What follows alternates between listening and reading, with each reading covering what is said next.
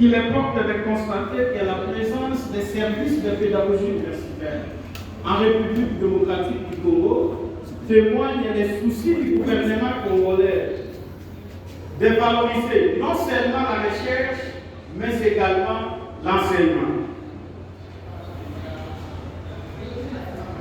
Ainsi, les innovations pédagogiques d'après Denis Bédard se développent de moins en moins dans les universités où l'on valorise la recherche au profit de l'enseignement. Xavier estime que l'innovation pédagogique implique forcément un changement de paradigme qui remet en question les pratiques pédagogiques du type transmissif.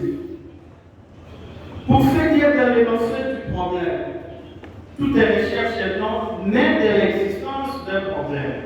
Et notre recherche est partie du constat selon lequel les pratiques pédagogiques des enseignants universitaires de la province du Saint-Paul sont calquées sur la transmission orale des connaissances via la dictée et la prise de notes par les étudiants dans le processus d'enseignement-apprentissage.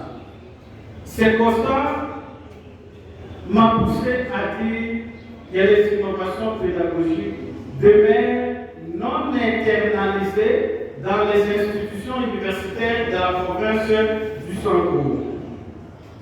D'après Xavier, c'est dans les universités où l'on valorise de plus en plus les pratiques pédagogiques du type transmissif que les innovations pédagogiques tardent à être mises en place.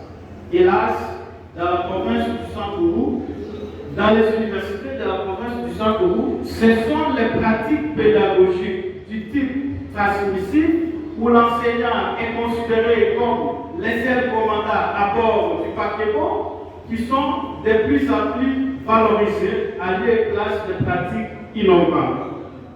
Fort de ces constats, 5 questions ont guidé notre